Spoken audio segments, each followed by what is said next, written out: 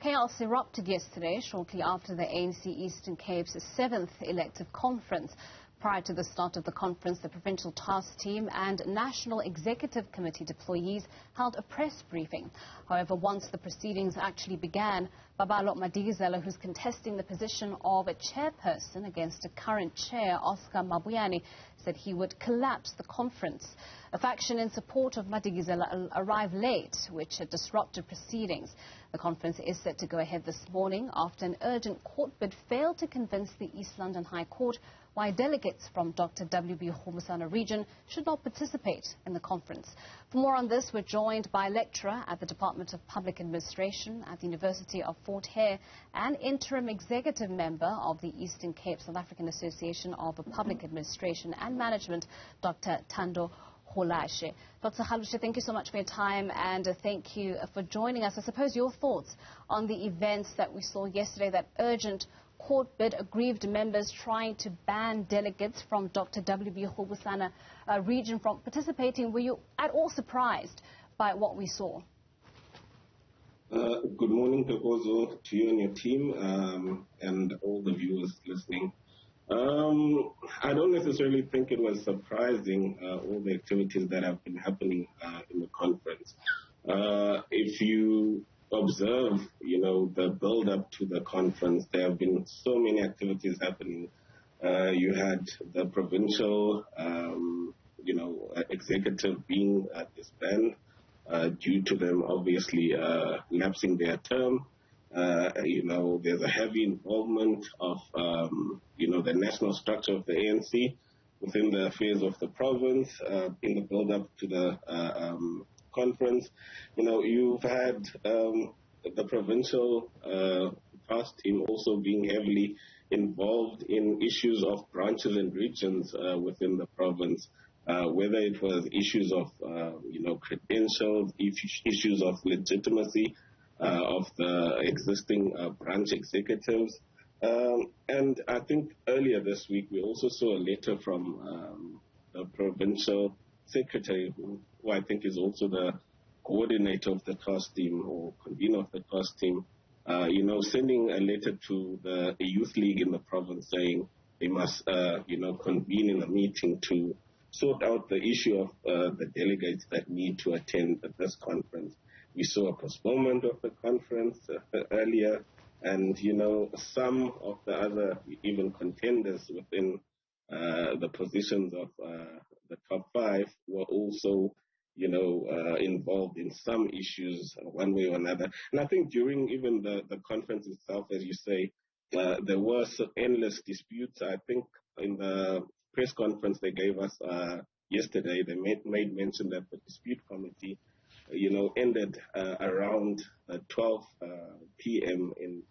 or a.m. rather, Friday. And then there were delegates who took the ANC to court to try and halt the proceedings. However, that did not work out. And as we hear today, we will be going on with the conference. And I think that also just gives us some sort of an assumption that, even post the conference, there might be issues, whether they are handled internally through the processes of the ANC or again through the courts of the state. There might be issues arising from this conference. Well, we know that the conference is, in fact, resuming at around 10 o'clock this morning. But you mentioned something, Dr. Rulashe, and that is the involvement of the ANC at a national level when dealing with, developments at a provincial level and even at a regional level. We know that through a number of these disputes, we've had the organization at a national level try to assist in resolving the disputes to no avail, apparently, because it even had to land up in our courts.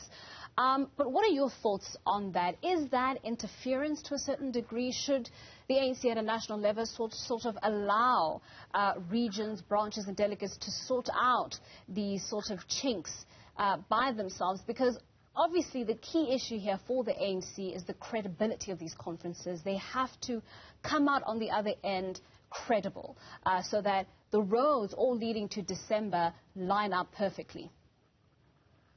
Yes, I don't necessarily think there's any abnormality with the national structure getting involved in provincial issues, especially if there are burning issues within the provincial structures, regional structures. And that is because if you look at the time frame where all of these issues came up, it was close to conference. Hence, they had to halt the first date and move to a later date because there were standing issues. And I don't necessarily think there was a problem with the national structures rather getting involved. I do think ideally, the ANC would wish for a provincial executive, a regional structures and branches that are self-functioning, that don't necessarily need, the involvement of the mother body within the affairs. But as far as, it being strange or not, it's not an abnormal issue. I do ever want to highlight the fact that it should be an issue of concern to the ANC that some of the issues, that we are saying are abnormal are actually, that we are treating as being normal, are actually abnormal when you look at their own policies, their own procedures. I heard yesterday one of the NEC members, Mrs.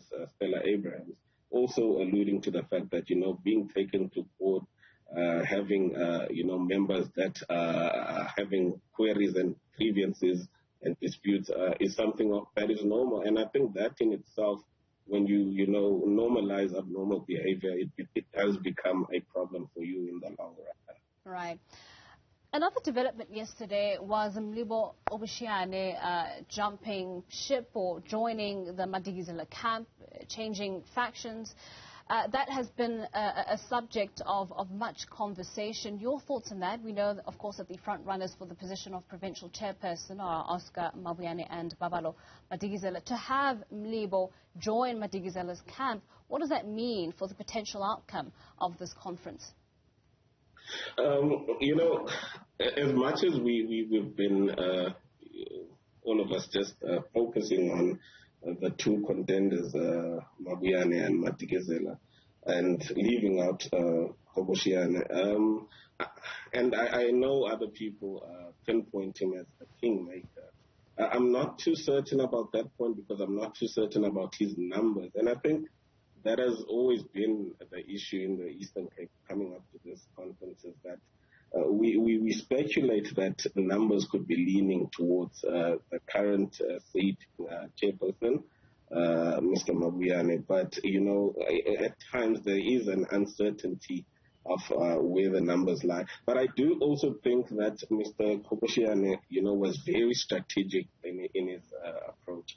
As much as I think he also knew that he doesn't stand a chance to get the chairperson seat in the province, but he involved himself in the mix when it comes to discussions of leadership. I think on Friday we also, heard some grapevine rumors that, there is a discussion happening within the different seatings in the conference of having, some sort of negotiated leadership where people from different slates, would take up positions within the new executive. And I think for him that would be ideal and strategic because now, by virtue of him being a contender within these elections, he gets himself involved within that discussion of being within the within the provincial leadership. I don't necessarily think his numbers, as I said earlier, will, have much bearing on the outcome of the conference, but also I wouldn't put a penny on it as far as being sure that Mr. Mabuyane will be the overall winner.